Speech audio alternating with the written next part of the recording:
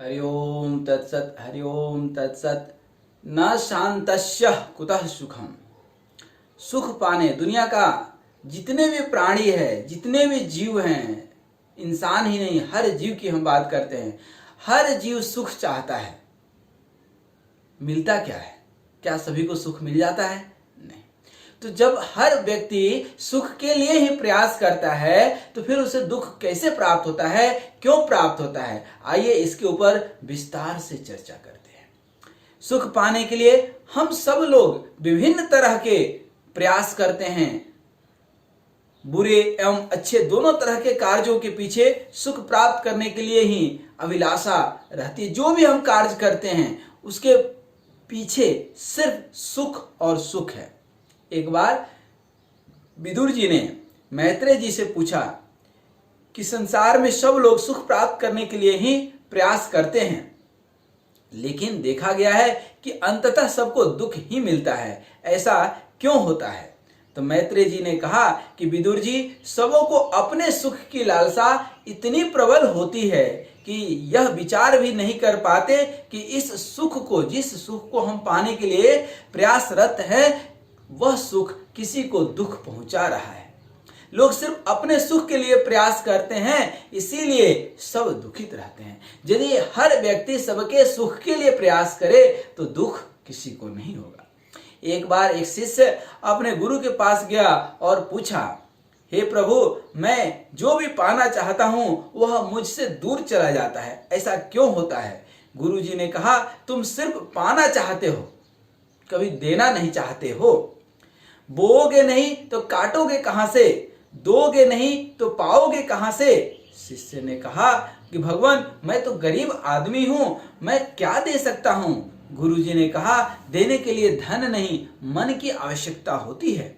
जो छोटे हैं उन्हें स्नेह दो, बड़ों को सम्मान दो और बराबरी वालों को अपना प्यार दो, अपनापन दो। एक सेठ था, वह महाराज जी के पास जाता था तो कहता था कि महाराज जी, भगवान ने तो बहुत धन दिया, लेकिन मुझे इच्छा होती है कि मैं आपकी शारीरिक सेवा करूं और मैं शारीरिक रूप से असमर्थ हूं। एक कमजोर व्यक्ति, एक हट्ठा कट्ठा व्यक्ति जाता था, वो कहता था कि गुरुजी, मैं चाहता हूं कि आपको बहुत धन दूं, लेकिन क्या करूं, मैं गरीब हूं। तो कहने का मतलब है कि जो है वो नहीं है कम, जो नहीं है उसका गम। जो सेठ के पास धन है तो धन नहीं देना चाहता है, और जो हट्ठा कट्ठा आदमी है उसके पास धन नहीं है तो धन देना चाहता है। अरे जो है वो तो दो, कुछ नहीं है तो प्यार तो है, मुफ्त में मिला है, प्रेम तो दो। तो प्रेम व्यक्ति नहीं दे पाता है, इसीलिए दुखित रहता है। जो दुखी है उन्हें सहानुभूति दो, इसमें कौन सा पैसा लगता है? अतः सुख पाने का सरल तरीका यही है कि जो तुम चाहते हो उसे पहले दूसरों को दो। धन, मान, स्नेह, प्रेम, अपनापन, सम्मान आदि ये सब जब दूसरों को आप देंगे तो वह 1000 गुना होकर के आपको मिलेगा। आप सबके प्रिय हो जाएंगे, कोई जीवन में अभाव नहीं रहेगा। यही धर्म का जो है सार है। दूसरों के हित में ही अपना हित छिपा है। भगवान श्री राम कहते हैं, पर हित सरिस धर्म नहीं भाई, अब पर पीड़ा सम नहीं अधमाई। ये बातें सुनने में तो बहुत अच्छी लगती है, लेकिन हम ऐसा बन क्यों नहीं पाते हैं? हम क्यों इतना कृपण, क्यों इतना कठोर, क्यों इतना स्वार्थी, क्यों निष्ठुर और क्यों निर्दयी बने हुए हैं?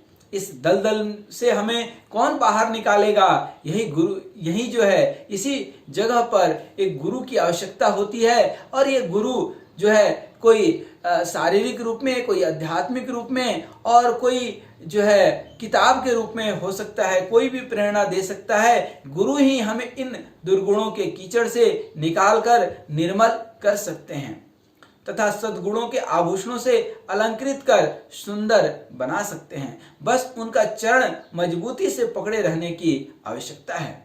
गुरु जी कहते हैं कि देखो, तुम अपनी स्थिति को समझ लो। तुम्हें पूर्व जन्मों से अर्जित काम, क्रोध, मद, लोभ, मत्सर आदि दुष्टों ने जकड़ लिया है, इसलिए तुम हमेशा चिंता और तनाव में रहते हो। चांदी के पलंग पर भी तुम्हें नींद नहीं आती। देखो सामने झोपड़ी में बैठा हुआ साधु कितना प्रसन्न है, कितनी गहरी नींद में सोता है। उसके पास रूखा सूखा भोजन है लेकिन भूख है, इसलिए उसी में उसको स्वाद मिलता है। तुम चांदी के थाली में नाना प्रकार के व्यंजन भरते हो, ठीक से खा नहीं पाते हो, क्योंकि डॉक्टर ने तो काफी सारी चीजें मना कर रखी हैं, क्योंकि अनेकों बीमारी से ग्रस्त हो, क्योंकि भूख नहीं है, इसलिए भोजन में मजा नहीं है। उसके चेहरे पर मुस्कुराहट है, वह कभी तनावग्रस्त नहीं है, जो एक झुग्गी झोपड़ी में रहता है, जिसके अंदर समझदारी है, जो साधु स्वभाव का है, वह निर्भय है। और एक तुम जो हमेशा परेशान रहते हो, डरे हुए रहते हो, थोड़ा सा धन है और उस धन को भी धर्म से नहीं बचाए रखे हो, बल्कि डर के चलते बचाए रखे हो। उसके पास कुछ नहीं है, साधु के पास कुछ नहीं है, लेकिन वो बहुत सुखी है। आपके पास, संसारिक व्यक्ति के पास सब कुछ है, फिर भी दुखी है। दुख और सुख वस्तु सापेक्ष नहीं है। वस्तुओं से, धन दौलत से सुख दुख का लेना देना नहीं है, मन से है। धन से नहीं, मन से व्यक्ति सुखी और दुखी होता है। एक ही परिस्थिति में एक आदमी सुखी है और दूसरा दुखी है। बारिश होती है, सबके लिए होती है। एक आदमी गाली देता है कि अरे यार बारिश कहां से आ गई, हमारे फसल बर्बाद हो गए। वही दूसरा बच्चे को देख लीजिए, वो नाचता है, गाता है, बारिश के पानी में खेलता है। बारिश तो वही है, बारिश वही है। तो आओ जो है हम सब सुख एवं आनंद प्राप्त करने के उपाय करें। गुरु जी कहते हैं कि तुम एक मंत्र अर्थात जो हम विधि बतलाते हैं उसका जप करो, रोज करो, समय पर करो। शिष्य ने जिज्ञासा की कि गुरुजी इससे क्या होगा, हम सुखी हो जाएंगे क्या, मेरी चिंताएं क्या समाप्त हो जाएंगी, हमें वह सब कुछ मिल जाएगा जो हम चाहते हैं, मेरी सारी समस्याओं का क्या हल हो जाएगा। गुरुजी ने कहा मेरी बात ध्यान से सुनो, सब कुछ हो जाएगा। मन का काम है मनन करना, चिंतन करना। जैसे एक पत्थर को हम ऊपर फेंकते हैं, या तो वह ऊपर जाएगा या नीचे आएगा, बीच में कहीं नहीं रुक सकता। उसी तरह हमारा मन अगर भगवत चिंतन नहीं करेगा, सकारात्मक नहीं होगा, तो विषय चिंतन करेगा। यदि उपासना नहीं होगी तो वासना होगी। इसे किसी प्रकार बीच में नहीं रोका जा सकता। और विषय चिंतन करने से क्या होता है, स्वयं भगवान गीता में कहते हैं कि विषय चिंतन करने वाले पुरुष की उन विषयों में आसक्ति हो जाती है। जितना हम लालच करते हैं वो लालच दिन व दिन बढ़ते जाता है, कम नहीं, पूरा नहीं होता है। वासना से किसी का पेट आज तक नहीं भरा, अर्थात उसे प्राप्त करने की इच्छा उत्पन्न हो जाती है, कामना उत्पन्न हो जाती है। और कामना में अर्थात कभी वो चीजें नहीं मिल पाती है, विघ्न पड़ जाता है। विघ्न पड़ने से क्रोध उत्पन्न होता है और क्रोध से अत्यंत मूढ़ भाव उत्पन्न होता है और मूढ़ भाव से हमारे स्मृति में, हमारी यादाश्त में भ्रम हो जाता है और स्मृति में भ्रम होने से ज्ञान शक्ति का, हमारा विवेक शक्ति का नाश हो जाता है, बुद्धि का नाश हो जाता है और उस आदमी का पतन अर्थात विनाश हो जाता है। इसलिए विषयासक्त व्यक्ति कभी क्षणिक सुख हो सकता है, क्षणिक सुख मिलता है नो डाउट, लेकिन लंबे समय का सुखी वो नहीं होता है, भोगी रोगी हो जाता है।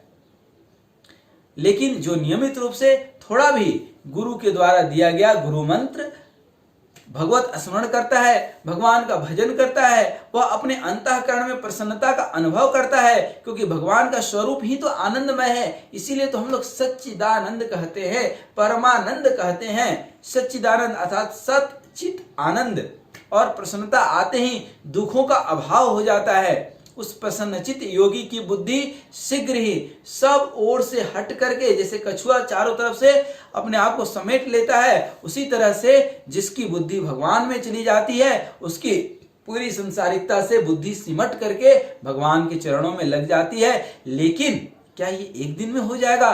बिल्कुल नहीं।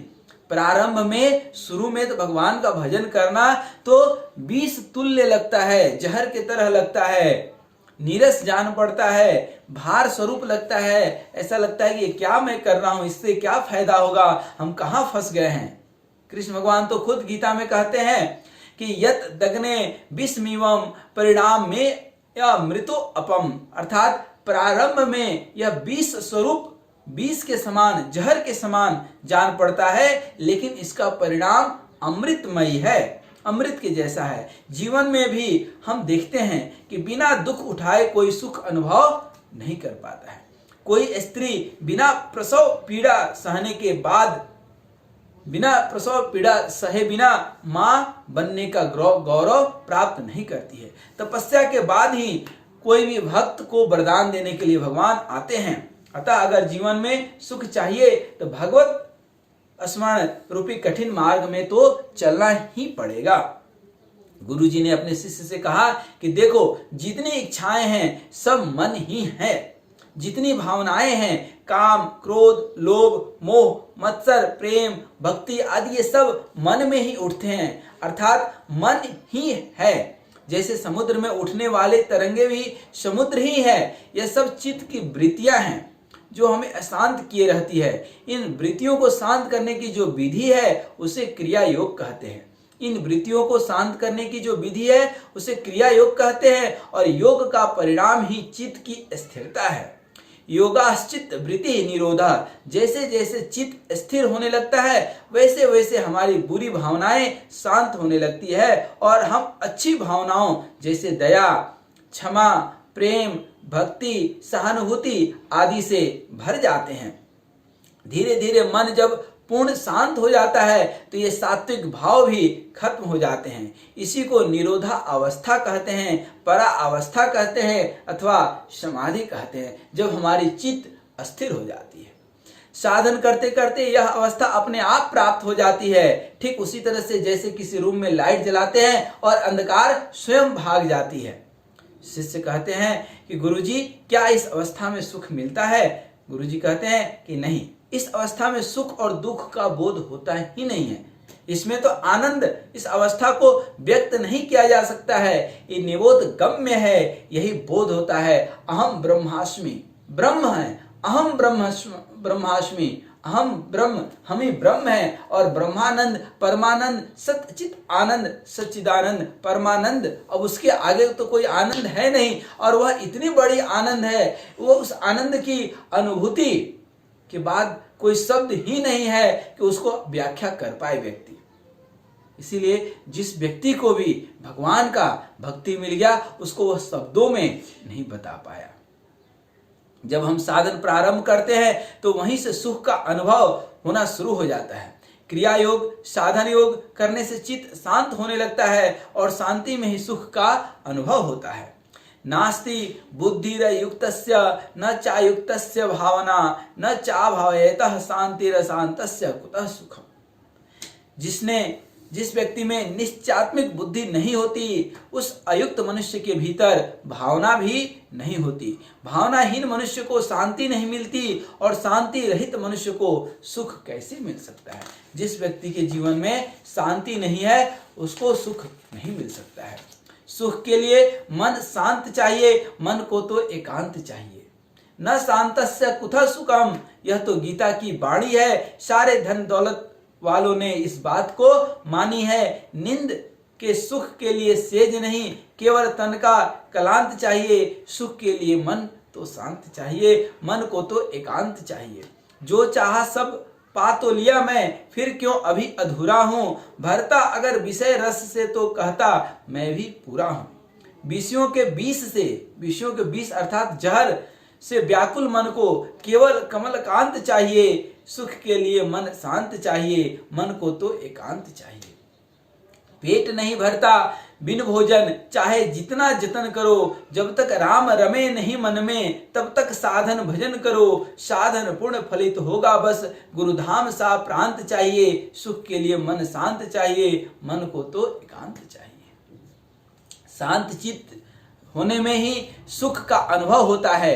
कामनाएं, विषयाशक्ति हमें अशांत कर देती है। एक कामना, एक जो है लक्ष्य पूरा होता है तो कई कामनाएं, कई लक्ष्य हमारे दिखने लगते हैं जिसका कोई अंत नहीं है। अतः एक ओर जहां क्रिया योग या गुरु प्रदत्त जो भी मंत्र हो उसका जप नियमित करना चाहिए, जिससे चित्त शांत होता है, भगवत प्रेम बढ़ता है, सात्विक भावनाएं उत्पन्न होती है। वहीं दूसरी ओर यह विचार करना चाहिए कि धर्म का परिणाम सुख तथा अधर्म का परिणाम दुख है।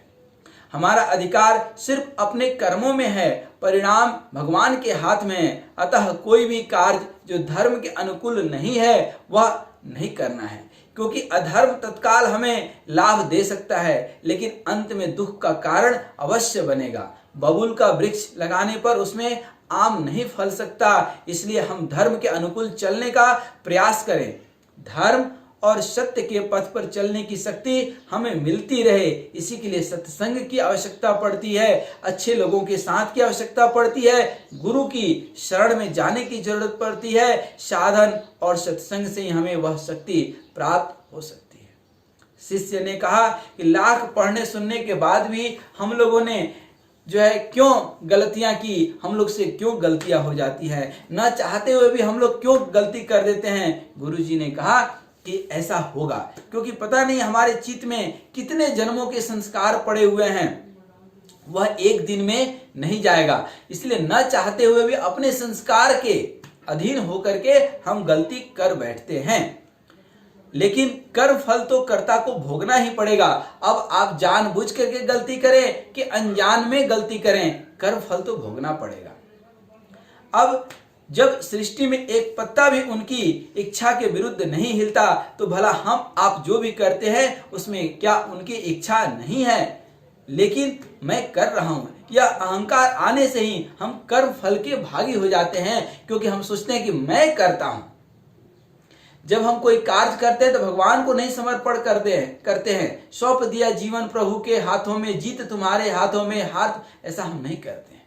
हमें लगता है कि मैं कर लूंगा, अरे खाक कर लोगे ऊपर वाले के आशीर्वाद के बिना, फिर काम बिगड़ जाता है तो सोचते हैं कि हे भगवान हमने क्या बिगाड़ा। अरे बिगाड़ा तो तूने खुद, क्योंकि करते वक्त भगवान को कहां स्मरण किए, नहीं किए ना, इसलिए काम बिगड़ गया।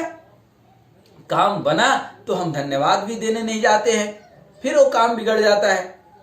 इसलिए काम बन जाए तो धन्यवाद तो दें, काम नहीं बिगड़े इसके लिए पहले प्रभु को याद कर ले। लेकिन होता ऐसा नहीं है, मैं कर रहा हूं, यह अहंकार ही व्यक्ति को कर्म फल की भागी बना देता है और कर्म फल के दोष लग जाते हैं और उसके चलते ही वह पाप कर्म में आ जाता है। मैं न तो कुछ अच्छा करता हूं और न बुरा, मैं वही करता हूं जो मुझसे परमपिता परमात्मा करवाते हैं। यही सच है। जिस दिन यह भाव, यह विवेक जगेगा, उसी दिन धर्म अधर्म की विभाजन रेखा समाप्त हो जाएगी। अतः रात में सोने वक्त भगवान से यह प्रार्थना करनी चाहिए कि हे प्रभु, मैंने आज दिन भर जो भी कुछ किया है वह किया जो आपने मुझसे करवाया। मैं सारे कर्म आपको समर्पित करता हूं। कर्तापन के अहंकार से विमुक्त होते ही हम कर्म फल से भी छूट जाते हैं। अतः साधन रोज करें, साधना रोज करें, इससे चित्त शांत होगा।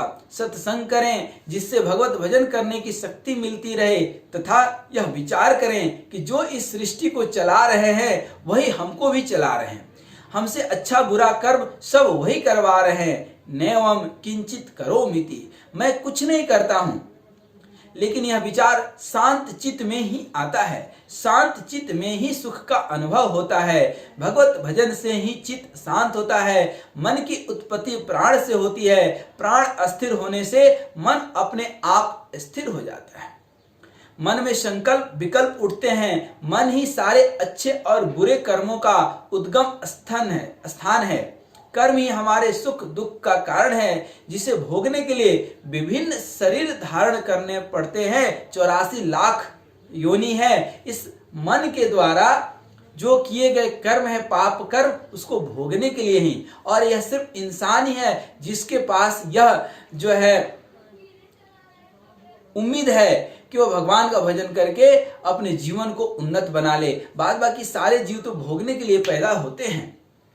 शरीर से ही जन्म, व्याधि, मृत्यु का कष्ट भोगते हैं। यह क्रम पता नहीं कब से चला आ रहा है, कब तक चलेगा। इससे निवृत्त होने का सबसे सुंदर और एकमात्र उपाय है क्रिया योग का अभ्यास।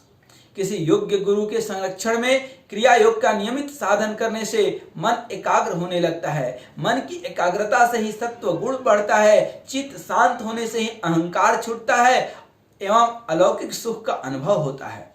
गुरु न प्राप्त होने पर हम श्री रामचरितमानस को गोस्वामी तुलसीदास जी को गुरु मान लें, हनुमान जी को अपना गुरु मान लें, भगवत गीता श्रीमद् भगवत गीता कृष्ण को हम अपना गुरु मान करके और वो अपने जीवन में उतारें। नहीं तो गुरु खोजने में ही हम समय नष्ट न कर दें। इसलिए हमको यदि उस अलौकिक सुख का अनुभव करना है तो यह अति जरूरी है कि हम, अति आवश्यक है कि हम अपने गुरु को खोज लें। श्री कृष्ण को हम अपना गुरु मान लें, बजरंगबली हनुमान जी को हम अपना गुरु मान लें, श्री सुंदर कांड को हम अपने गुरु मंत्र मान लें। ओम ऐसा ध्यान करें, हम रोज करें और हम अपने अंदर के गहराइयों में खुद में खुदा को खोजें। खुदा कहीं बाहर नहीं है। काकड़ पाथर जोड़कर लिया मुल्ला मस्जिद बनाए, ठीक ना, कबीरदास का बहुत प्रसिद्ध दोहा है। इसलिए उससे खुदा नहीं मिलेगा। खुदा तो खुद के अंदर है, ठीक ना। जिन खोजा तिन पाइयां गहरे पानी पैठ। तो हमें गहरी नींद आती है, भूख लगती है, बीमारियां नहीं होती है, हम दीर्घायु होती है तथा निरंतर आनंद और प्रसन्नता से भरे रहते हैं। और यह सब किसके लिए है? अलौकिक सुख के लिए है। और ये सुख कहाँ से मिलेगा? जब हम गुरु के शरण में जाते हैं, भगवान के शरण में जाते हैं और अंततः यहीं से हमें मुक्ति द्वार तक पहुंचने का मौका मिलता है। तो मुक्ति द्वार तक यदि पहुंचना है, अपने जीवन को सार्थक बनाना है, तो यह बहुत जरूरी है कि हम भगवान के शरण में चले जाएं। द्रौपदी का जब चीरहरण हुआ तो द्रौपदी बहुत नाराज हुई कृष्ण के ऊपर। कृष्ण भगवान कहते हैं तुम्हारी नाराजगी सही है, लेकिन इतना भी सही नहीं है। क्या जिस समय पासा, जिस समय जुआ, जिस समय ये खेलने पांडव और कौरव बैठे तो दुर्योधन कहा हमारे तरफ से पासा हमारा मामा शकुनी फेंकेगा। तो क्या किसी पांडव ने कहा कि हमारे तरफ से कन्हैया फेंकेगा? फिर कन्हैया फेंकता और देखते कौन जीतता और कौन हारता। क्या ये पासा खेलने, ये जुआ खेलने के पहले हमसे अनुमति लिए? तो व्यक्ति वहीं पर पाप कर्म हो जाता है जब भगवान से अर्जी नहीं करता है, भगवान के मर्जी के बिना नहीं चलता है। इसलिए सौंप दिया जीवन प्रभु के हाथों में, जीत तुम्हारे हाथों में, हार तुम्हारे हाथ में। हर कार्य में प्रभु का साथ लेकर के चले, हर कर्म में, तो उस कर्म फल में कोई दोष नहीं होता। यही भगवत समर्पण है। यही कृष्ण भगवान कहते हैं माम एकम, हमें सब कुछ समर्पण कर दो तो तुम पाप से मुक्त हो जाओगे। इसलिए मैं अपने जीवन के अनुभव में कहता हूं कि सबसे बड़ा गुरु गीता है। श्रीमद् भागवत गीता सबसे बड़े गुरु के रूप में हर एक व्यक्ति को उपलब्ध है। इसलिए आइए हम सब गीता का, श्रीमद् भगवत गीता का अध्ययन करें, पुनः पुनः इस वीडियो को देख करके कुछ सीखें और ज्ञानवर्धन और संबंधन कर रहे। इसी उम्मीद के साथ हरि ओम तत्सत। नमस्कार।